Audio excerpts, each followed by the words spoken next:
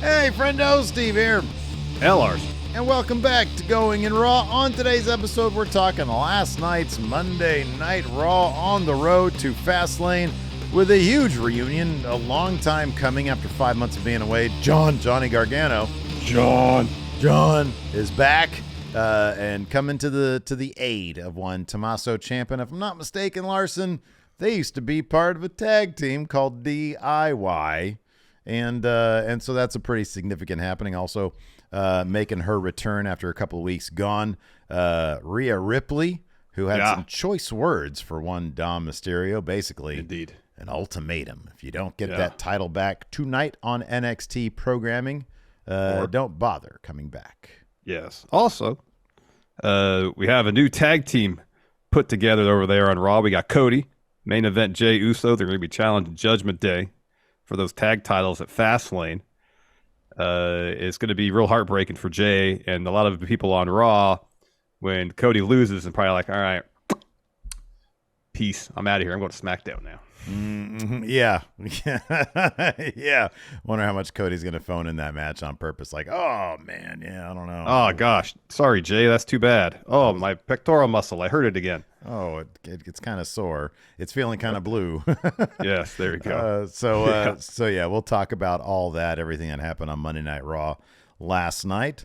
Over at our Friendo Club Wrestling channel yesterday, we dropped our star ratings for AEW's Wrestle Dream. Yes, you have a question? Something to add? A couple people made a comment, and I mean, factually correct, but where I think we talked about the fact that MJF didn't really cheat to win his match. Mm-hmm. And technically, I know he put his feet on the ropes when he pinned Dutch. Do you feel like he needed to do that? Not at all. That was the sentiment when we watched it. So by cheat to win, I meant Dynamite Diamond Ring, low blow, not just lazily putting his feet on the ropes on the 2 count. Yeah, I feel like Dutch would have been taken down by a heat seeker. Yeah. I feel like that was where that match was going. Nevertheless, my star rating stands. Same. So you can check those out right now. But before we dive into our Raw review, we got a little bit of news, including possibly some backstage details on which brand Jade Cargill is set to debut on. Larson, what's the latest on this? So this comes to us from PW Insider. They apparently have revealed which brand Jade Cargill is going to debut on. So if you want to be surprised, you don't want to know, hit mute. Pause the video if you're watching this on demand, whatever. All right, here we go. Apparently, it's going to be Monday Night Raw. Oh. Monday Night Raw. So Dave Meltzer discussed Jade's move to be on the most recent Wrestling Observer Radio, saying the following. These transcripts come to you from Wrestling Inc. Quote, they really want to make this a big one. They see star power in her because of her look and her presence. She's not going to be the last person to do this. There's a lot of inevitabilities. There'll be people going in both directions. I am very excited about the next couple of years in pro wrestling, Larson, because these contracts, especially in 2024, you got some big names with some contracts coming up. You got Drew McIntyre, you got MJF. Well, apparently there's a lot of people in WWE whose contracts are up in 2024. I think Becky, Seth, Drew. Yeah. There's a lot of huge names. Yeah. And so it's going to be very interesting to see what the landscape of WWE and AEW looks like, in 2024, 2025, moving forward. You and I mentioned this yesterday. One of the most fun aspects of the Monday Night War was all the going back and forth. Absolutely. When you see guys like Guerrero, Benoit back then, Jericho, when you see those guys who reached... You're forgetting 2 huge names, Dean Malenko, P.S. Perry Saturn. I felt that, what were they called? The Radicals? I felt the Radicals, they were pretty well represented by Guerrero and Benoit, but sure, throw in there Malenko and Saturn, sorry. They were part of a group called Revolution. I think they were called Revolution in WCW with one more member, the franchise Shane Douglas. That's right. I was always sad he didn't make the jump, but he was already Dean Douglas. Nobody wanted him there. No, I don't know if he really wanted to be there either. You're probably right about that. It was always very exciting to see guys who clearly had a certain ceiling, Hogan, in WCW go to WWF, where they had a youth movement and they were treated very, very well there. P.S. Perry Saturn did get a mop eventually, but regardless, a lot of people were treated pretty well there. So yeah, that's exciting. I also wanted to mention this. I noticed this on the Wrestle Ops Twitter account. Bobby Lashley had an interview with 100.7 The Bay, because they were in the Bay yesterday. Yeah, San Jose, yeah. Yeah, he was asked about Jade Cargill in WWE, and he said this, talking about his own group. He says, I know there's a group putting themselves together right now, and if that group had a female component to it, I think that group would be even stronger. I might have to give her a call and see what her plans are, but I think she does fit really well with our group if that was an opportunity. Wherever she goes, I know she's going to be a big star. I know I've been end quote. I know I've been advocating for Jade to join Bobby in the Street Profits. Clearly, I love that story of Bobby's looking for people with an uncompromising vision, Yes. And he's like, oh, you guys are going to hesitate? You're out. Yep. I don't want you. Back to the drawing board. No patience. Right. And so I like the idea that Lashley's trying to only get the cream of the crop, and I can't think of anybody better than Jade Cargill. I think that'd be very exciting. But obviously they're on SmackDown, and if she's moving to Raw, then so be it. Again, with the TV deals, we still don't know where Monday Night Raw is going to end up when it comes to TV, because now SmackDown looks like it's heading to USA. Yeah. Raw might end up on a different channel. Who knows? Or a different night. In a different night, that might affect where people are going to end up, even a year from now. So wherever she ends up debuting, who knows if it's going to be her final landing spot or even the landing spot where she'll be over the next 8 months to a year. Yeah, and it's interesting, reading this news about her seemingly debuting on Raw. I got my fingers stuck in my mug. Thinking about potential matchups, and you'd think, at least looking at the respective women's rosters on Raw and SmackDown, potentially the path to a championship for Jade might be clear on SmackDown. I mean, like, Rhea's booked as super dominant. Yeah, sure. And a clash between Rhea and Jade would be fantastic. Yeah. Not necessarily a sure thing that Jade's going to get her hands on a title, though, anytime soon over there, the way they're booking Rhea. Mm-hmm. If you look over on SmackDown, Io's great. She's got to deal with Bayley's nonsense, however. Correct. Booking her in matches, booking her in triple threat matches, with Io seemingly having no say in it. And even if Jade starts programs outside the title picture, I mean, Jade versus Charlotte, who wouldn't want to see that? Oh, I know. Yeah, that'd be fantastic. And maybe that's a route that they can take, is maybe put her sort of away or above, like people like acts like Charlotte, acts like even Bayley at this point, and it's kind of clear that's the role that she wants. Even Becky Lynch, I understand she's NXT champion right now, but like those acts are kind of above title. They've done, as we talked about yesterday, a lot of these superstars have done everything. Mm-hmm. And I think two things. Number one, I think you can sort of debut Jade in a Charlotte feud, have Charlotte do the job for her a couple times, the way Seth did for Cody, and really establish that, man, she can hang with the best. Yep. And then at a certain point, she can say, okay, I'm done with these feuds. I got my eyes square on the title. And at that point, who knows what brand she'll be on or what title she'll come after. I do think also WWE, dude, they need at least one and probably two mid-card women's titles. They've got the tag titles, which they really don't do a hell of a lot with, but it really does feel like their roster is stacked. And by the way, when a lot of the high-profile AEW women's contracts are going to come up, I will guarantee you, especially if they continue to feature NXT in a more prominent role. They got a lot of momentum from that No Mercy premium live event. A lot of people are talking about that. You got Becky as a champion there.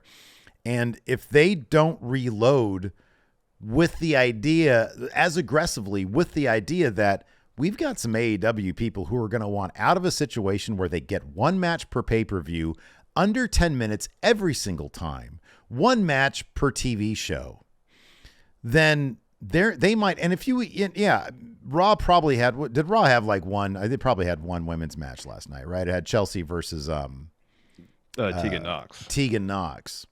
But it also started out with a big brawl that featured the entire women's division. Mm-hmm. And there are just simply more opportunities there.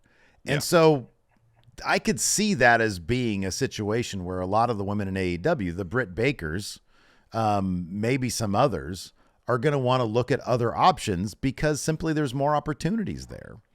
And so I do honestly think they're going to have to consider, a women's U.S. title and a U.S. Intercontinental Championship for each brand.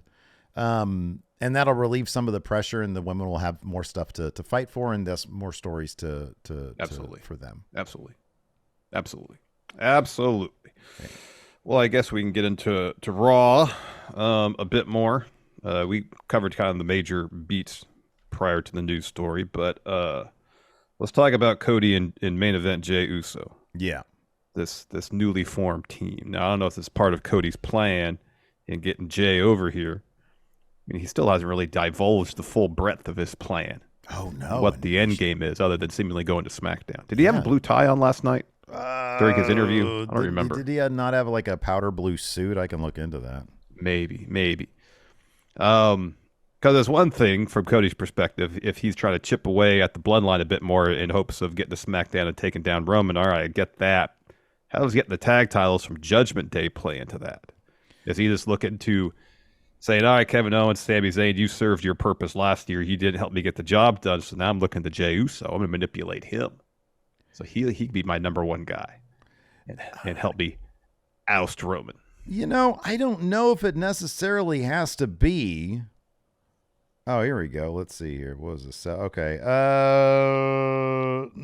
He had like a grayish blue suit on, like a light sort of lavender shirt, and then like a pattern tie with no blue on it. So gotcha. He was cool themed. Like the color scheme was sort of cooler colors. Yeah. More not SmackDown cool as in than like, Raw. yeah. Not like, hey, I'm a cool, not the Fonz. Yeah. No leather jacket. No. Like if we're talking about the color wheel. Yes. Yes. So yeah, man, I don't know. I mean, look, clearly he thinks that perhaps, anything can happen in the WWE. Like brands can change, TV shows can change nights. And bringing Jey Uso over, and then protecting him, I know you and I both think that Cody is scheming, but I just think that he's sort of like, okay, well, I want people to think that I'm a solid guy, so I'm going to act that way. I think Cody is a solid guy, but, he's doing what it takes to ingratiate himself to Jey Uso because he knows it's the right thing to do. And then as soon as it's time for him to go to SmackDown, he's going to peace out. Totally manipulating everybody. Well, no, go ahead. Let's hear some theories, man. Let's hear some theories. I just gave you the theory. Like if his plan is to bring Jey into his inner circle because he thinks Jey can give him some insight potentially on beating Roman after Cody moves to SmackDown, or it could be a useful tool to help him beat Roman, as opposed to Sami and Kevin Owens, who we've seen last year at WrestleMania didn't get the job done. Correct. Because he lost. This is from Cody's point of view. Yeah. I could see why he'd want to do that. And Jey, so imagine if Cody and Jey somehow win these tag titles at Fastlane, which I don't think is out of the realm of possibility. Yeah, I think it's likely, but I don't think it's outside the realm of possibility. I think Dom, I'm going to have a lot of, thinking to do about that one, because with Dom losing the North American title, he ain't going to win that rematch tonight. That'd be kind of dirty to do that, Trick Williams. Yeah, it would be. Especially with the reports that Mustafa Ali was supposed to win that in the first place. I could see, because here's the thing. Dom needs to maybe even hope that they lose those tag titles, because he's not going to come back. He's like, oh, man, Tuesday. All right, well, I lost my rematch. I don't have to see anybody until Monday necessarily. If they lose the tag titles, my situation looks a lot better. How about this? What if he goes a step further? He's there Saturday. Whoops. I cost them the tag titles. That's dangerous ground, because then they could be like, you lost your title and you effed us up. Now, if he's able to finagle it in a way where it looks more like, whoops, JD cost them the tag titles, but really it was, the mastermind Dom Mysterio. Yeah. That's a possibility. his situation will be vastly improved. It would. JD would get the heat. So, Right. and of course, these tag titles, unified, undisputed tag titles, are defended across brands. That would kind of force Jay to potentially have to go back to SmackDown, where seemingly he does not want to go. That puts Jay in a bind. Yeah. Jay might be like, I don't really want. He even in the Byron interview, he even seemed a little reluctant, but okay with it. He was like, man, I really thought he was going to say, I just, the tag titles are kind of a sensitive subject for me, so I'm not even sure I want this. I mean, they just sort of did the thing. It's not necessarily like Cody and Jay were angling for this. No. They're just overtly, at least, from Cody's part. Right. They're just, I know. They should have shown like some, security cam footage of Cody back there with Pierce, being like, oh, man, boy, it's a shame Judgment Day has those tag titles. Be nice if you had, two guys who got along that might want to take them off them, guys that are capable enough to do that. Maybe even a guy who's a tag team specialist, Yes. Anyways, I'll see you later, Pierce. 10-time tag champion. You know what I'm talking about? Yeah. And Pierce is like, what are you talking about? Oh, nothing. I got to get out of here. Nothing. Remember. I'll see you later, Oos. Yeah, I'll see you later, Oos. Let's talk about Rhea coming back and dropping an ultimatum on Dom. Dom's, I know. That was a good segment to open the show. It was great. So Rhea says to Dom, after she gives Priest a bunch of flack about costing Dom or not being there for Dom when Dom lost the North American title at No Mercy. And she turns to Dom and says to him, you got a rematch. You're welcome for that. Yeah, she set it up. And if you lose that match, don't bother coming home. Mm-hmm. Yeah. So, along the line for Dom tonight on NXT. Yeah, he looked, and on top of that, like he's gonna have the Judgment Day with him tonight on NXT. Yep, a lot of pressure. Let me ask you this: here's a twist for you. Given what happened on what we talked about could happen on Saturday, what if Dom is out there tonight? And he's got this thing damn near won. Judgment Day tries to help, but they fuck up. Does that then help bring him home even empty-handed if it's like, hey, I had this thing and you guys screwed it up for me? Is this going to be one instance where Dom, who has always been reluctant to stand up to anybody in the Judgment Day, he's there for the ride. He's made that perfectly clear. Yeah. Is this his opportunity to be like, you guys messed up. I was on the verge of bringing this thing back home. You weren't there for me at No Mercy. And then when you messed me up, and then you are there and you mess it up. That's a possibility. I mean, also there's a possibility of Carmelo either helping Trick, so he could be the one that challenges Trick to win that title. Mm-hmm, yeah. That which was teased at the end of No Mercy, or again the thing with Mello, or he tries to help Trick, ends up costing. There's a lot of variables in play with that match. Don't you love that? I love that about WWE these days, is that they've got all these different pieces that are sort of in play that can then be played off each other. So like we have no idea. No idea. I mean, it's going to be overbooked. It's going to be massively overbooked. Oh, wildly fun though. I love that overbooked shit. Yeah, quite. It'd be like Mankind winning the title off the Rock. That is peak overbooked WWE. 40 people ringside. Right. Brawls everywhere. Crowd going crazy for everything. Yes, exactly. Let's talk about DIY before we go to the breakdown of the show. They're in the thumbnail. John.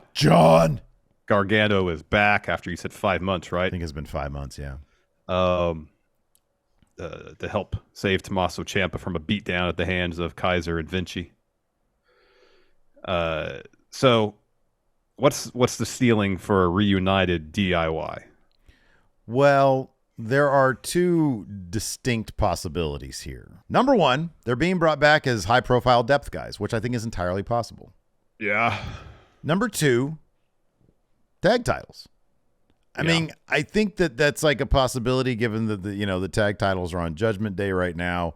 They're a mess. They're like a perpetual mess. Oh, yeah. So the possibility then exists that that once those titles are free of Judgment Day, it's anybody's game. It's Alpha Academy.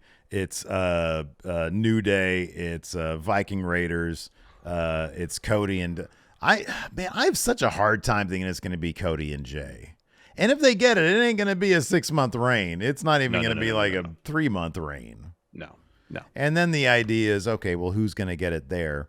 I kind of feel like with DIY, isn't it going to sort of depend on crowd reaction? Like if they get a really good reaction, I think they got a good shot. If people are like, DI what? What do I care about these guys? DI, why are they on my TV? DI, why should I care? Yeah. So I don't know. Look, we all know Ciampa's a fantastic wrestler. We also know that Ciampa and Gargano are two guys who suffered from that class of like 2017, 2018. Yeah. Where they really bungled, like they had that awesome feud and then there was injuries and then the bungled call up where like they were feuding, but then they had to be smashed back together as a tag team because Vince wanted their top guys.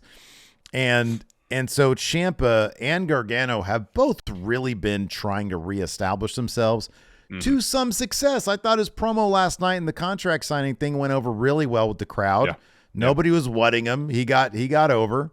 And then, of course, he puts on a great match. Of course, Gunther goes over clean.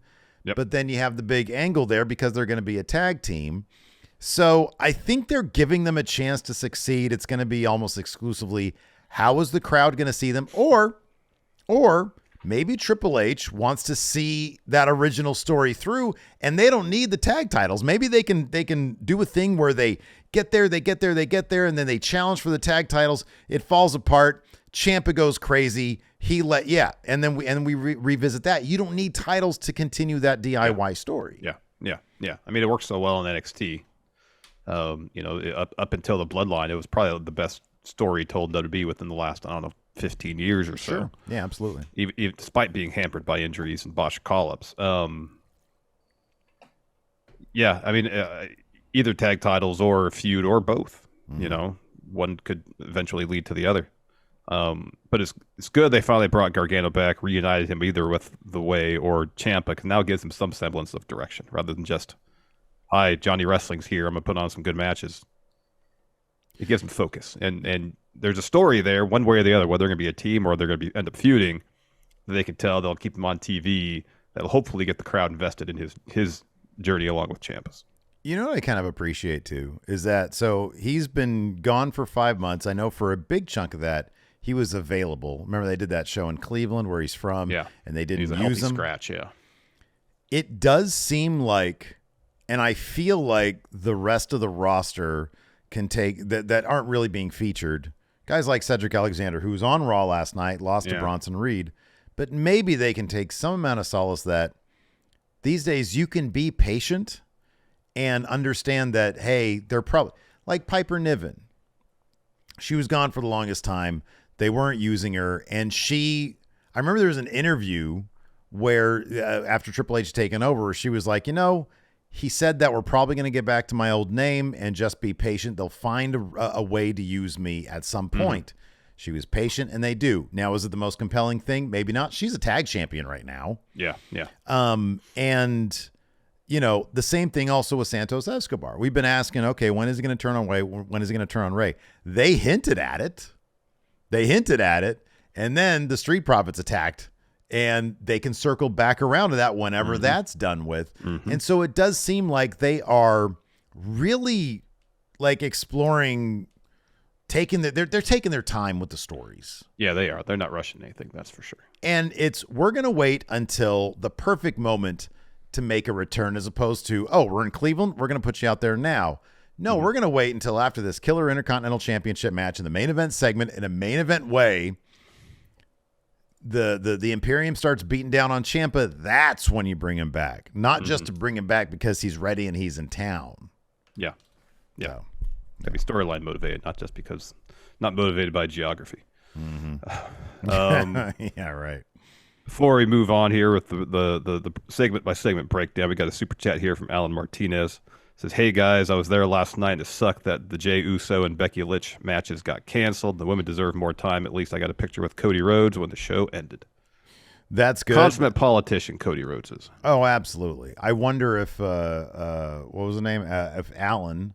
According to his avatar here, he's got a beard. I wonder if he shaved that and then like made himself look like a child. Oh, to ask Cody for the picture. autograph. You don't need to do that though, because it's disturbing when you don't need to do that. I wonder if he did the thing where he pushed his face back so he looked more like a child. Because this is what most children look like. They look like this.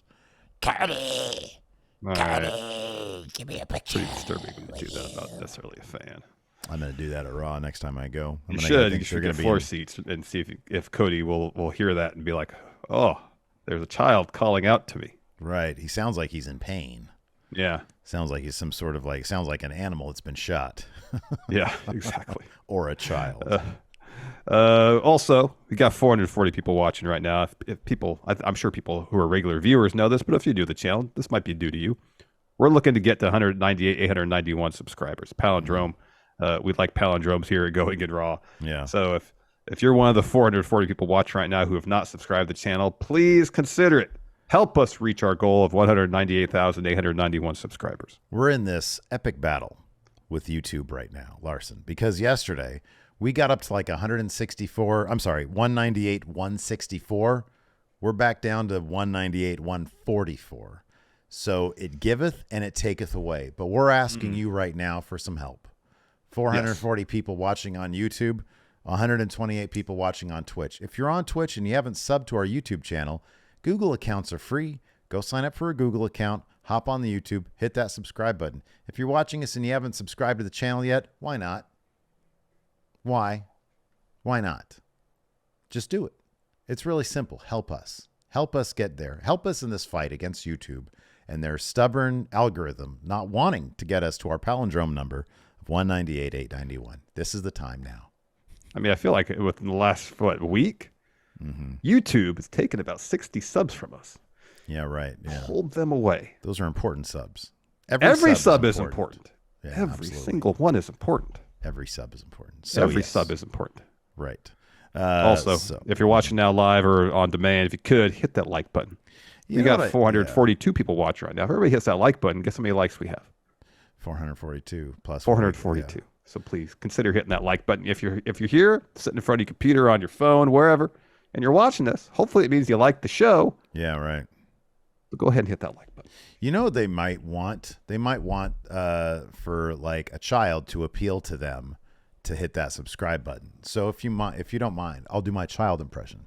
I prefer you didn't, because you're going to push people away. Actually, Oh, you're going to we're push gonna people lose away. subs from People it? are going to unsub. It's like, what the heck is Steve doing? This is disturbing. Unsub. I'm never watching this channel again. But no, it's like the sweet innocence of a child like this. Peace out! There's nothing innocent about that. It It's hurts. disturbing. It hurts when you don't say. All right. Let's just get to Raw, because I kind of want to unsub from the channel now. Oh, wow. I messed up. Like my whole participation from the channel when you do that. It's a bit much. It's a little bit much. I'm not It's a gonna lot lie. bit much. It's a bit much. Oh man. Anyways, hey, you know what, man? You gotta stay with the channel, man, because you've already said that you're gonna ditch me at trivia tonight. I didn't Very say I was upset going to ditch you about at trivia. I said a lot to do, and I couldn't commit to it tonight. That's different than ditching you. You said you have no desire to help me in my quest to be top trivia team, but you're on the team too. We need you. Yeah, I know. We need you, Obi-Wan. Your only hope. Well, I'll see what I can do. All right. Anyway. I got a lot to do today. Yeah, we all got a lot to do. I got to win trivia. Raw cap. So Raw kicked off with just a brawl. Very Triple H way to start Raw. Remember, this is the way he started when he first took over. He was like, all right, we're going to start in media res. It was like 4 out of the first 6 weeks. They're like, in media res, what's that? Yeah, it means Mid-fight. It's Latin for mid-fight. Middle of the action. So Raw kicks off with Nia and Shayna Baszler brawling before they were supposed to have a match. They didn't have a match, though. It was just a giant brawl broke out. Raquel's music hits. She comes down.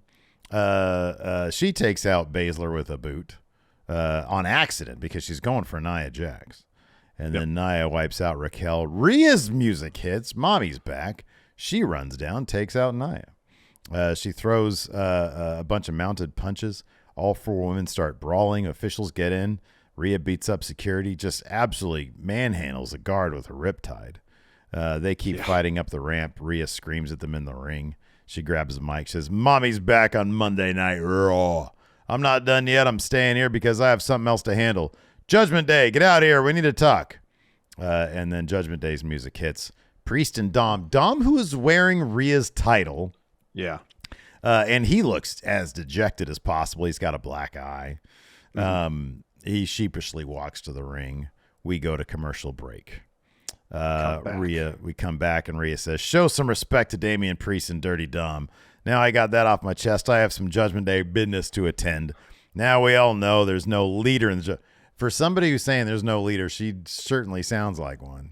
You got that right. She says, we all know there's no leader in the Judgment Day, right? But we all have our own responsibilities to handle.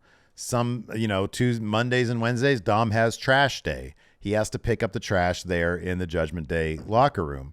Yeah. Tuesdays and Thursdays, it's still Dom. He still has trash day. Priest, he's on dish duty, I guess. He's on dish duty. But he usually delegates dish duty to Dom. Dom does that as well. Yeah, exactly. Yeah. And Priest also has to do the cooking. Right. But he delegates the prep work to Dom. Exactly. Dom. Yeah. So anyways, she says someone has to come up with a game plan so things don't go downhill for Judgment Day, right, Dom? Correct. So what happens? Mommy's taken out for 2 weeks and things fall apart because Mommy's the one that makes the plans. Me being out, I left that responsibility to someone and they disappointed me. I left that responsibility to you, Priest. He's like, He's like, I'm too busy cooking and doing other stuff. I'm too busy delegating things to Dom. My goodness. She says, I left that responsibility to you. I go and you can't handle the job. After the brawl last week, Finn's out injured and you can't compete tonight against Jay either because you aren't medically cleared. Then what, Priest? Dom loses the NXT title to Trick Williams at No Mercy. By the way, couple whoop that trick chance in the crowd. Heck yeah. She says, all because you weren't there to help him like I told you to. She says, now we have a Cody and Jay situation. She says, they don't fear us, Priest. They see the tension here. We aren't a threat to them, and they're going to try to take your tag titles away from you. What are you going to do? You can't even do anything about it. Oof. So Priest says, with all due respect, Rhea, you're not saying anything I don't already know. Yeah, Cody and Jay are coming for the titles, but when push comes to shove, I will push harder. With that said, screw Cody Rhodes, screw main event Jey Uso. While we're at it, all the talk about Judgment Day falling apart, yeah, screw that too. The way I see it, I have my titles. I have my contract. I'm not trying to point fingers, which means he's pointing fingers. He's totally pointing fingers. And start nothing but, Mommy, where's Dom's title? So they did this great shot of Rhea doing the slow turn towards Dom. Just angry. Mm-hmm. Rhea was mad. This whole segment, that was great. Yeah. She says, Dom, I'm your mommy, right? What does that make you? I thought she was going to say that makes you like my bitch or my son or something like that. But she said, that makes you my poppy. So tomorrow night at NXT, you have a rematch against Trick Williams. You're welcome. But if you don't come home to me with that championship, then don't bother coming home. Just me, Oos. So, Jay. Hey, let me ask you something. While we're on delegating responsibility within Judgment Day, what is Finn's responsibility? Or is he skirted responsibility because he's out hanging out with JD? That dude's responsibility is to chill. He's like, I'm 44 years old. Done with all my responsibility. I've done all. I put the group together. I kicked out Edge. Isn't that that's my responsibility? I guess so. Yeah. When it comes to the chores of the Judgment Day locker room, Finn has delegated himself leader, huh? You know what he's like? He's like, hey, you guys want abs like this? Come meet me at the gym. My responsibility would be getting your abs in shape. But nobody ever shows up. They're like, that's just too much. He's like, oh, it's too much. It's too much. So Jay comes out, gets in the ring. He's doing the whole crowd's doing this thing. Like, he sent me that still of those videos. That's all I think now. So good. Is that like somebody did these machinimated videos of like the Usos walking around their high school, like beating up Spider-Man and shit. And it's the funniest goddamn thing. So now whenever I see him do it, and that's how like the latest thing ended. He super kicks somebody and just he super kicks Jimmy and he starts doing that shit. Doing that the hallway. It was great. So he says, hey, first and foremost, importantly, can we please welcome back Miss Rhea Ripley? Hey, we missed you. We all missed you. The Riz on Jey Uso's. Yeah, totally. I know. It says, it looks like there's a new tribal chief on Mondays, and she has bigger balls than Roman Reigns ever did. And she's like, she's got like, she wants to smile. She's got half a smirk. Yeah, she does. So Priest says, you know what, Jay? I'm really tired of you opening your mouth. So he steps up to him, but then Dom holds back. And he says, Damian, you're not medically cleared to handle Judgment Day business. He's just saying this through just like cacophonous boos. Yeah. So loud. So I'm going to take care of business for Mommy. I'll take care of Jay. So the Jay drops the mic. He's ready to throw down. Dom takes off his jacket. Priest and Rhea get out of the ring. So Dom takes a swing. Jay ducks it, hits a super kick. Well, JD comes out of nowhere and ambushes Jay. Dom then joins in for a double team attack on Jay, while Rhea and Damian just watch on the floor. And then Priest is like, oh, hey, use my case. Yeah. So he gets on the apron, about to hand it to Dom. Cody's music hits. He does the run down the ring. He and Jay proceed to wipe out Dom and JD, hit Dom with a crossroads, and then Adam Pearce teleports to the top of the ramp and says, Judgment Day, you've caused enough chaos tonight. We're going to handle things at Fastlane when Cody Rhodes and Jey Uso face Finn Balor and Damian Priest. And so people understand the stakes. The match will be for the WWE Undisputed Tag Team titles, and that is official. He always has to get his shit in. He always has to get his shit in. Yeah. Hold on. So Cody was backstage politicking with Pierce to say, I'm going to run out here. Oh, yeah. But I want to run out here because then it's going to set up a tag match with Jay and I challenging Judgment Day, right? Oh, yeah. No, absolutely. Priest goes, it is official. And then it is official. All right, so after that, we had highlights from No Mercy, backstage from the women's match. Backstage, Pierce is with Tegan Knox, and he tells her Becky isn't medically cleared. He postpones the title match as Chelsea Green walks in, and Pierce says, I'm having a conversation here. And she's like, with who? And Pierce is like, with Tegan. And Chelsea's like, oh, let me guess. She heard the news about Becky and came here to complain. Seriously, the audacity of people in this company complain about everything.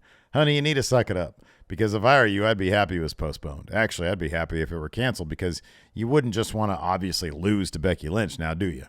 She says, you're good, but some people aren't championship material. And she's like looking at her championship. She said, so let's get back to my idea. And Tegan's like, I think I have an idea. Now my schedule's free and open. How about myself and that thing go out tonight and find out who is championship material? And Pierce is like, that's a great idea. It's a fantastic idea. That's an idea that is official. And then Chelsea's like, I'm going to go talk to management. Then we go to commercial break. We do commercial break. Real quick, Sean Ross Sapp just repeated via the Twitters. Oh, this is according to PW Insider. So, PW Insider, by way of Sean Ross Sapp, Jade Cargill is slated to appear in Indianapolis for Fastlane. Oh, there you go. All right, there we go. There you go. Next match. Mitch. Bronson Reed versus Cedric Alexander. It's good to see Cedric Alexander back on Monday Night Raw, WWE television. Love to see more of Cedric Alexander, especially in stories and feuds, and have him get some wins because he's a really good wrestler. I agree. Phenomenal wrestler. I really hope they find something for him because he's really good. I like him a lot. He is really good. He is really good. So he put up a fight against Bronson Reed in the end. Tsunami. 1, 2, 3. Bronson Reed gets the win. It's a pretty short bout. Yeah. Again, it'd be great if they actually utilize Cedric Alexander. That would be nice. That'd be It would be great. Yeah. It'd be great. Well, like I said earlier, maybe just patience, Yeah. It's been a long time, though. It has been a long time. Been a long time. I think Cedric's technically free agent. He can go anywhere. I think you're right. One thing that might help his case is they seem to rely or just sort of fall back on him and Shelton as like a tag team sometimes. And so now with, Shelton having been released from the company, maybe it'll cause people in creative to look at him in a new light. Hopefully. Yeah, Hopefully. I hope so. Hope so. We got a Miz TV recap of what happened last week, and then Pierce is on the phone. Drew McIntyre walks in, and Drew just says flat out, I'm not doing Miz TV tonight. I did it last week. I felt the fans deserved it, but I'm not in the mood tonight. And Pierce says, I got it. Miz offered you to give you a free platform to speak. And Drew says, oh, Miz requested it? Oh, then absolutely not. I'm going to go out there. I'm going to say what I got to say, and do me a favor. Tell Miz if he pokes his nose in my business, he's going to regret it. And Pierce says, we'll do it. Hey, Drew, look, I don't overstep, but are you good? Seem off. And Drew says, you're going to come down on me too for the Jay New Day thing, not doing the right thing. I don't recall anyone doing the right thing when the bloodline was beating down Drew McIntyre. He just walks away. So then we had the Intercontinental Championship contract signing. Gunther came out in a lovely suit, smiling the entire time. Some loafers. Yeah. Nice fit. It was a good fit. So Pierce goes through all the stuff. Oh, Ciampa comes out in cargo pants and a cutoff T-shirt. Right, as usual. Yeah. So Ciampa gets a mic, and he's great here. He says, "What I'm setting out to do with you is beyond my imagination. The morning I wake up to fight for that championship, the air is going to taste different. Sun's going to shine different. There's only 2 people in the whole world who are going to matter, and I'm one of them. You want to know the difference between you and me? Since you've been here, you've been served 5-course meals, opportunity after opportunity. That doesn't happen for guys like me. We're served roadkill and expected to turn into filet. We do that enough, then we get an opportunity. Boy, look at me when I'm talking to you." Because Gunther's just smiling and looking off in the crowd and looking down at his like fingernails and stuff. So Ciampa says, "Next week when my music hits, I walk out that curtain. I fight for the Intercontinental Championship. Title I've wanted since I was 5 years old. I'm going to have my family sitting front row to watch me make history. Make no mistakes. I fight for me, not for my mom and dad, my brother and sister, not for my wife, even for my baby girl, Willow Bell. Next week, I fight for that 5-year-old boy who's dreamed for that moment his entire life, and I wrestle in the center of that ring with my entire heart, and at the end of the night, I'm going to be the new Intercontinental Champion." Yeah, and then he screams and he says, "Sign the contract."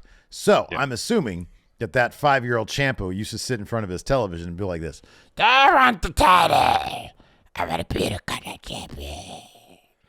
Anyways, so Gunther grabs the mic and he smirks. He's not taking Ciampa seriously at all. He says, "First of all, this is the official contract signing for the most important championship in the sport today, and you choose to show up like this," pointing out the cargo pants and point. The T-shirt with the sleeves Look cut like off. a bum.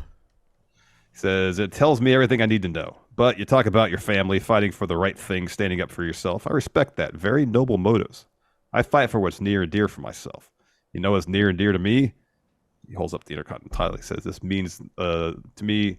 This means the most to me. I am the greatest and longest reigning Intercontinental Heavyweight Champion of all time." And so Ciampa does some kind of mocking claps and says, "You seem so damn confident for someone whose world is about to crumble when I take everything from him. Sign the damn contract." So Gunther again delays on signing the deal. Says, "First of all, you not ever interrupt me again." And Ciampa goes, "Oh, you don't like being interrupted, huh?" Gunther just talks right past him. Says, "Take a good look. Once I'm done with you, you can go home and hug your family tight because it's the closest you'll ever get to this great championship." And Ciampa says, "Well, if you're so confident and you still haven't signed the contract, I'm here, you're here, Pierce is here. I'm sure he could change around a couple words in this contract because there are cameras all around us and thousands of people in San Jose who want to see me make history tonight. You don't got to wait till next Monday. You don't got to wait until Fastlane. I would love to make you tap out tonight." And so Gunther thinks about it. He's getting a little angry. Says, "Mr. Pierce, I think he should prove it." And so Pierce says, "It's official tonight. Gunther, Ciampa, Intercontinental title." Then Gunther hits Ciampa with a cheap shot. They're brawling. Gunther throws a table at Ciampa. As Ciampa nails him with a chair, puts him in the Sicilian stretch, and Gunther scrambles out of the ring. Ciampa holds up the belt, which means he ain't winning. Yeah. Here in our Twitch chat, Lady Cerberus says, "Why did you private the video? I just started watching." Apologies for that. We were having stream issues. Again, it cut out. And yeah, I think we got to get that Streamlabs thing figured out. Maybe that would be the reason why. Yeah. But we'll see. So yeah, I'm gonna re-upload it, and yeah, it'll be up shortly. Yeah, after this is over. Yeah. Yeah. Let me ask you this about Ciampa, because I love Ciampa. I think he's great. Yeah, he is great, and I like when people have confidence. Of course. But there needs to also be, my opinion, a measure of respect added to that confidence. He was talking to Gunther like Gunther was an asshole. And Gunther has Gunther's reign is legit. Mm-hmm. He doesn't cheat. He just beats the shit out of people. Sometimes Imperium will help. Not very often. No, it doesn't happen all the time, but on occasion it has happened. Like the big matches, he wins clean. For the most part, yeah. And I kind of feel like, Ciampa, your run is going to come to an end. Your world's going to crumble. Like, oh, I'm going to interrupt you. He's like interrupting him and shit. Dude, show some respect. This guy's a formidable opponent, as we see later. Yeah. When he wrecks him. Yeah, beats the hell out of Ciampa. I don't know. I'm just saying, like, you know, put a little bit of respect on Gunther's name, man. Yeah. You're kind of just this guy off the street. No, it's not. It's Gunther. No, I'm talking about, I'm talking about Ciampa, yeah. Oh, Ciampa, yeah. I mean, especially with cargo pants on. Yeah. Like, he looks like he smells. Yeah. He probably doesn't. I'm sure he wears deodorant. Yeah. And, you know, maybe even cologne. I don't know. He doesn't seem like a cologne guy. Well, who knows? You never know. Maybe. Have you ever been a cologne guy? No, this is one more step in getting ready of the day, and I try to keep that as basic as possible. Yeah, I'm not a cologne guy. Deodorant, definitely. Oh, for sure, yeah. Absolutely. Yeah. It's disgusting if you don't. Yeah. After that, we got Xavier Woods versus Ivar. You know, somehow they've managed to make, even with Eric getting injured, a New Day Viking Raiders feud pretty interesting in terms of, especially in terms of the quality of the matches. Mm-hmm. Yeah, right. Because like Kofi and Ivar had an awesome match on SmackDown a couple weeks back, and this match with Xavier Woods and Ivar was really good too. Mm-hmm. Yeah, it was great. It was really good. Xavier Woods gets the win here. We haven't seen the backwoods in a while. Oh, we got the backwoods this time. That was great. We got the backwoods from Xavier Woods. First, he tries for a cradle. Ivar kicks out of that, and so he locks on the backwoods, small package, and gets the win. Another really fun match from Ivar. Yeah, that was awesome stuff. I think we did miss the Judgment Day backstage segment here. Oh, did we? Priest is like, I don't get it. Yeah. I can't beat up anyone tonight, but I have to defend my titles on Saturday. What's wrong with Pierce? JD interrupts him, and Pierce is like, don't you talk to me. And Rhea's like, no, he may be onto something. We don't want Cody or Jay or Kevin or Sammy on the same page. You know what it took for KO and Sammy to win those belts? KO already doesn't like Jay, and now he's going to go for the belts? Rhea's like, this could be the way we divide them. And JD says, divide and conquer. And Priest says, got to think about it. But all right, not bad. Not bad. I like that JD's with, like, just sort of hanging out with them anyways, and Priest doesn't mind that. But as soon as he says word one, he's like, oh, fuck you. Yeah. Here, JD's kind of like in a good spot with Judgment Day because, like, he gets to hang out in their locker room, but since he's not an official member, guess what? No responsibilities. No responsibilities. Right. Exactly. The second that they're like, hey, JD, we need somebody to make sandwiches. Then he's like, then I'm in Judgment Day. Because, like, only members of Judgment Day have Judgment Day responsibilities. Got it. But until that day, chilling. Yeah. He enjoys the perks of being a member of Judgment Day with the locker with none of the responsibilities. But he does have to get yelled at by Priest. Like, a lot. And he gets his ass kicked a lot. And he does get his ass kicked a lot, yeah. But he doesn't seem to have an issue with either of those things, really. No, he seems fine with that. He's very patient. Again, sort of a microcosm for WWE. Just be patient. Just be patient. Mm-hmm. In theory, good things should come. Yeah, going back to the end of the Xavier Woods-Ivar match, Kofi gets up because Ivar, after taking that L, starts beating up on Woods.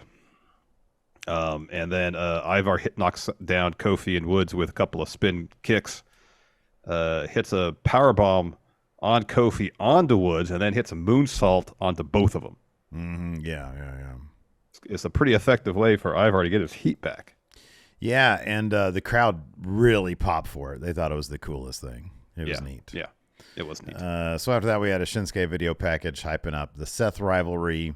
Seth Rollins comes out. Michael Cole's in the ring with him. So Michael Cole says, let's get to it. I've called a lot of your matches. I've helped come up with some of your nicknames.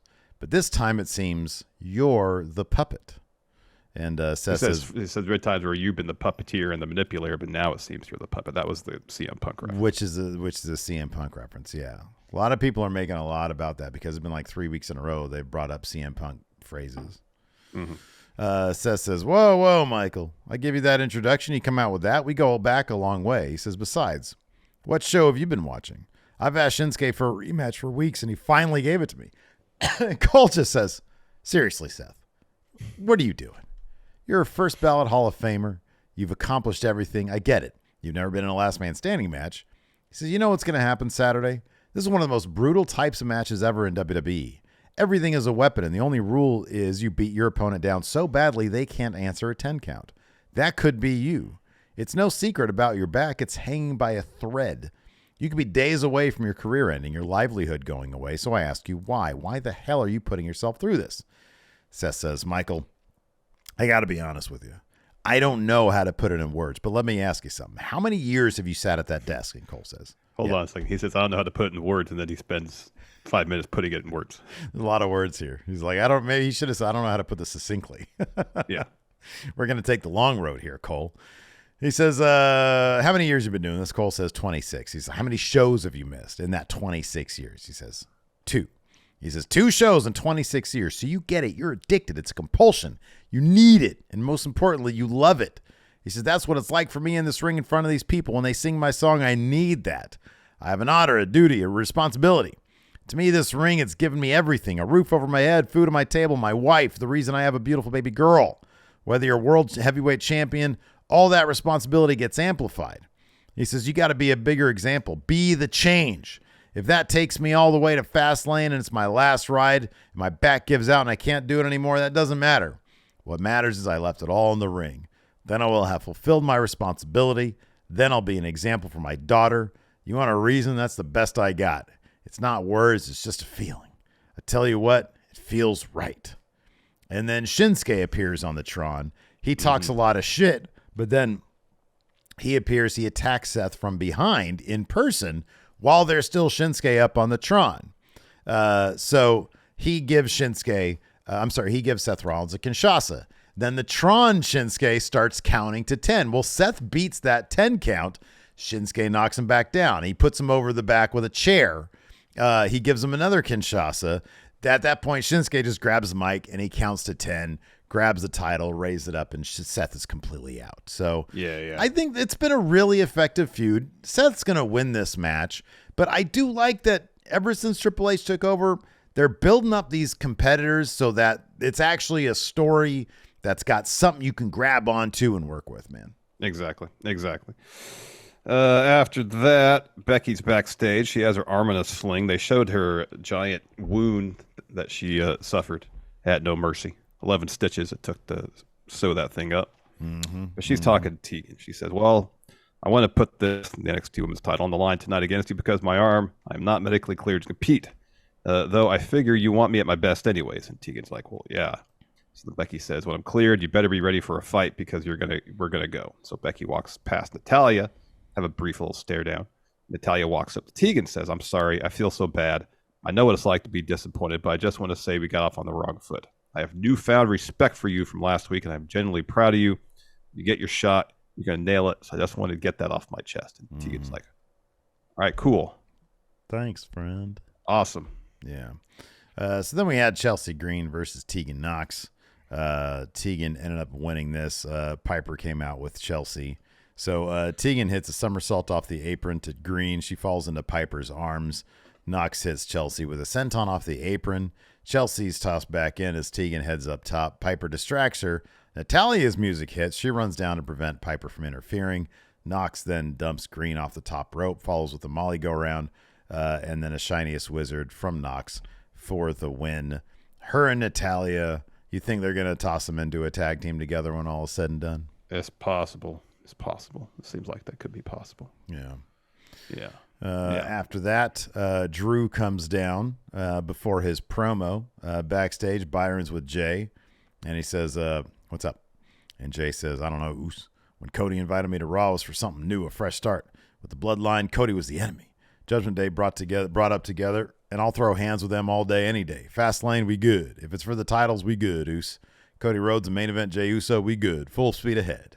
I love these interviews where he's constantly. Oh, dude, constantly, yeah. Oh, it's awesome. Looking around. Very paranoid. So then we're back in the ring. Drew McIntyre has a promo. So San Jose, what should we talk about? Yeah. Another Cody reference from Drew here.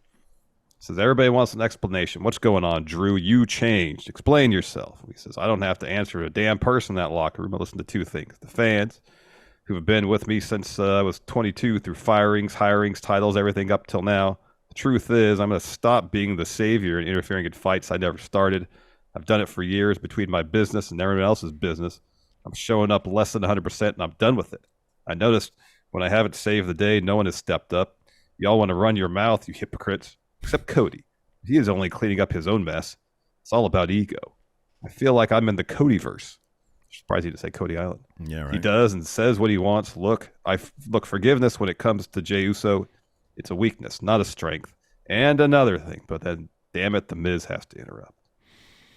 Yeah, so Miz comes out. I actually liked Miz in this segment. It was okay until they did the throw up thing. Wait, he did what? I don't shut up. I grow up, and when I look at you, I throw up. It was very confusing, but it also made me laugh. And because Drew's reaction was like, "You're an idiot." He literally he said is an idiot. He says, "Well, Drew, that makes me really strong because I don't forgive you for last week on Miz TV." He says, or canceling this week's edition. He says, "I gave you an open platform about anything last week, and you just sat there." He says, "So out of the goodness of my heart, I told your story, and you had the audacity." And Drew says, "Shut up, Miz. You were warned not to come out here. I suggest you bugger off, and I'll finish what I'm saying." He continues, "You got to stand up for yourself." And Miz says, "I stood up for you. I was looking out for you, and what did you do? You told me to shut up. You had 10,000 people last week chanting, 'Shut up, Miz.'" The crowd starts doing it. Is you think you're edgy and taking a stand, then embrace who you really are. He says, "If you think you're edgy and taking a stand, then embrace who you really are." Drew says, "Shut up." He says, "Let me get this right. You want me to be the bad guy? Attack Seth Rollins, drag him out here, take the title from him, or screw Jey Uso at Fastlane? No, that's not how I operate. I rack up wins and title chances. That's the kind of man I am." He says, "Since you're in the ring now, I feel like another W, so let's have a go and see if those balls are still tiny." So he starts taking off his leather jacket and the kilt because he's got his ring attire on underneath.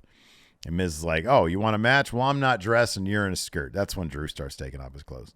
He says, "You don't think I know what you're doing?" Huh? Nude Drew, yeah. He says, "Painting yourself as the hero, pandering to the audience because maybe you feel bad for what you've done. You're self-absorbed. Right now, you're the good Drew." He says, "When someone gets beaten down the next hour, you'll be bad Drew, the real Drew."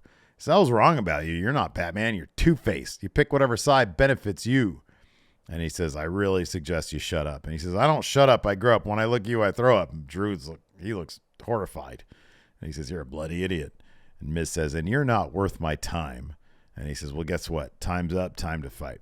So they have a match where Miz is wearing his business outfit. Yeah. I guess not a surprise here.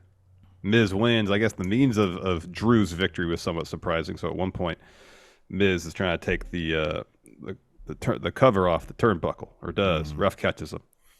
He turns around, heats the headbutt from Drew, and then so Drew's counting the 3-2-1, but Miz isn't getting up. So instead, he turns around and gets the sword, Angela. The ref sees that and takes the sword away from Drew. So then Drew finishes ripping off the turnbuckle pad, sends Miz into it.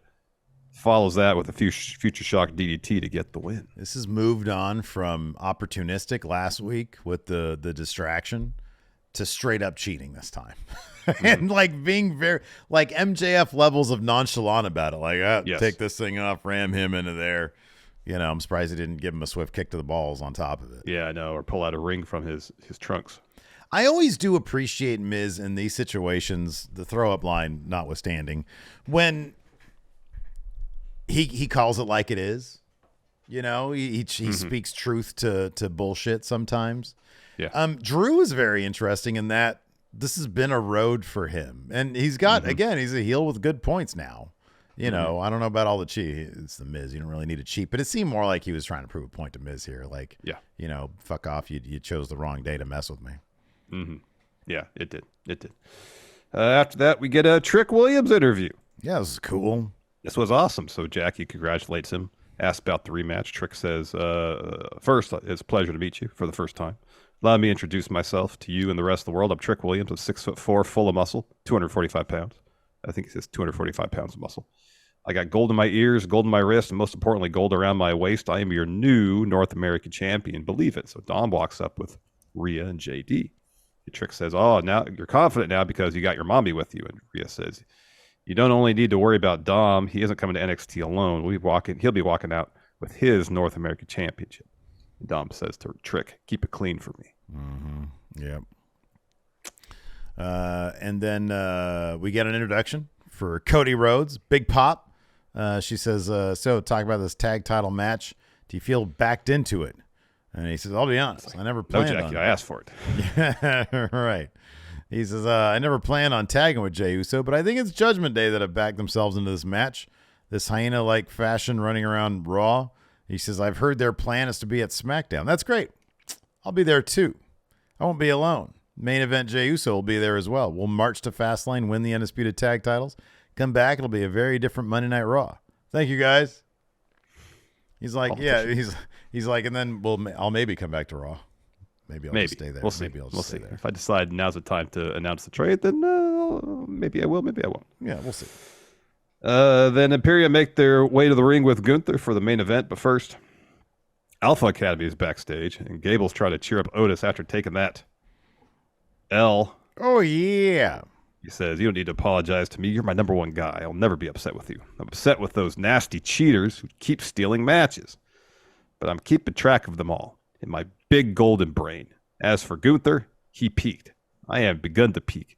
And when I do, everyone will know. Everyone, all these idiots will pay for this little setback. Savages, idiots. Savages, idiots. He just storms off. Jeez. And then we have our main event. Tommaso Ciampa versus Gunther. Thought this was a really, really good match, man. Really it was good. They gave it a ton of time. They gave it a lot of time, like 25 minutes. Ciampa came close. I don't think he took him quite to the limits that Gable did. Or Sheamus, for that matter. But he had him in. So we got a lariat attempt, but the finish we had a lariat attempt by Gunther. Ciampa hits the arm and locks in the Sicilian stretch, but Gunther forces a pin for 2. Ciampa locks it back in. Ciampa wrenches back as Gunther crawls and barely manages to break the hold with his toe. Ciampa gets some chops in, more chops. Ciampa blocks and kicks the hand. Gunther reverses a Death Valley driver into 2 power bombs, and then the sleeper. Ciampa starts to fade as Gunther screams at him, and then Ciampa passes out, and he loses there. The ref calls He loses. Yeah. You lose, sir. You lose, sir. Gunther collapses against the ropes, and that is your winner, Gunther. So afterwards, Imperium attacks. Gunther just sort of walks off smiling. He's got his title. Like, he beat that not my bum. problem now. Yeah. And then after he's gone, and Imperium's still beating up on Ciampa, Gargano comes out. He's back. Spear to Kaiser, super kick to Kaiser and Vinci. Crowd goes crazy. It's a DIY reunion. And then they hit a meeting in the middle to Vinci. They celebrate on the digital exclusive because Raw went off the air right before they were going to hit the meeting in the middle. Yeah, it did. It went to Chucky instead. Yeah. Yeah. I'd rather see them hit their finish than Chucky, honestly. That's me. Yeah, me too.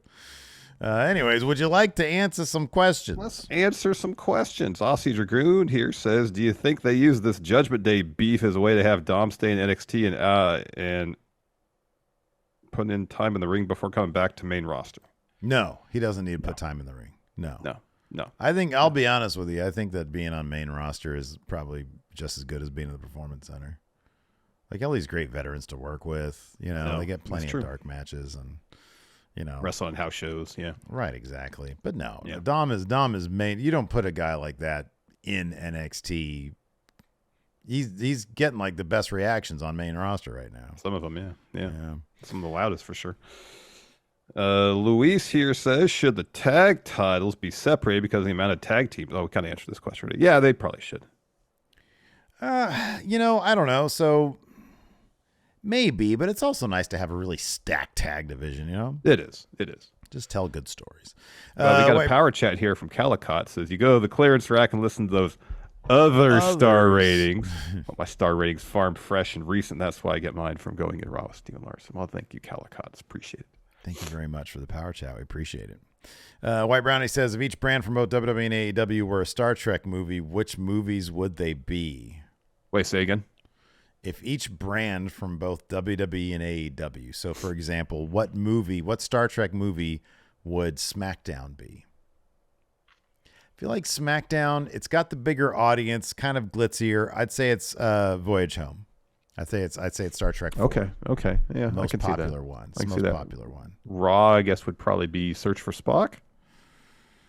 I think Raw would be the combination now of Wrath of Khan and Search for Spock. All right. I was going to say the first one because the first one's kind of long or feels long. Yeah, but Raw's Raw's getting good. It is getting much better. Yeah, it is. Raw's getting good. I hesitate to say any wrestling TV is Wrath of Khan because that's like cinematic perfection, basically. Like 1998 Raw was Wrath of Khan. Maybe. At times. Maybe. There's a lot of crap in 1998. That would be too. Yeah. So what's Dynamite? Oh man, I don't know. Dynamite's Undiscovered right. Country. Undiscovered Country's pretty good. That's pretty good. That's pretty decent. It's pretty good. Yeah, It's not as good as the the high points, but it's good. The bigger question is which one is the Final Frontier? It's the crap one. Rampage. The terrible one. Rampage. Rampage is the Final Frontier. Yeah. Yeah, that's good. And Collision, I guess, could be what? Generations? Yeah. Well, yeah, I like Collision. I think Collision's fine. I like Generations. Or First Contact.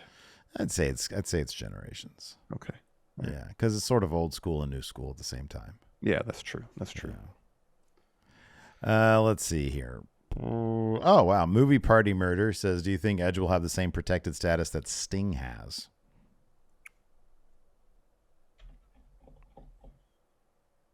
I hope not for this reason. Sting is not a full-time wrestler, and Edge is saying he's going to be a full-time wrestler. And if Edge is going to be there full-time, I'm not saying he needs to lose a lot. He needs to put some people over. Mm-hmm. Yeah, I agree.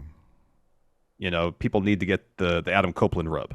Mm-hmm. Mm-hmm. Yeah. And so, no, I don't think he's going to be protected to the extent of Sting, but he's going to be booked as a strong character, absolutely. He says here, he also follows up, he says, or do you think it'll be more like when CM Punk first came to AEW? I could see it being more like Punk. Like Punk would put very selectively. Well, when he first came back, he didn't lose to anybody. He just lost to MJF. But then even when he came back after that, it was just pretty much Ricky Starks. Yeah. It was a cheat win he got. I could see Edge being pretty damn protected, though. Yeah, he will be. He will be. Yeah. Nick Kyle here asks, will Dom ask for forgiveness from Ray when he gets kicked out of Judgment Day? I would love to see that eventually. Yeah. I don't know when, but I would love to see that reunion eventually. I think it could be a very emotional moment. Mm-hmm. It could be really good. Sorry, you have one? Strife says, when all is said and done, where will Gunther's reign settle for all-time mid-card title runs? Oh, top. High. Tops. High. Probably top. Maybe tops. Probably tops. He's got the longest.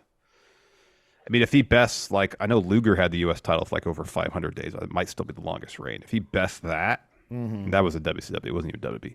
Yeah. But if he tops like the all-time, mid-card title reign record, yeah, regardless of, company, how could it not be tops? Yeah. B Cops here says, should AEW unify all the Ring of Honor titles with the main ones and just have AEW title defenses on the Ring of Honor shows, or do you think it's better that Ring of Honor has its own belts for that show? I'll be honest with you. I kind of don't care. Like, none of it means shit to me. The Young Bucks and Hangman Adam Page having the 6-man titles. Like, why? Yeah. What does it matter? No, not really. It doesn't mean it. What matters is what you do with them. Like, if every title had like an amazing story behind it, then fucking awesome, cool. But like lazy booking is lazy booking. That's not gonna change based on how many titles there are. DJ Fluffy here says, Cody hasn't won a single title since coming back, and I have doubts he'll even win at WrestleMania. When will he truly win the gold, and would it be too late at that point? It'll never be too late to finish the story. I love you, Cody. Oh, my gosh. All right, man. That's going to do it for the day. Thanks, everybody, for tuning in. We appreciate it. Until next time. We'll talk to you later. Oh, my gosh. Goodbye, everybody. Goodbye.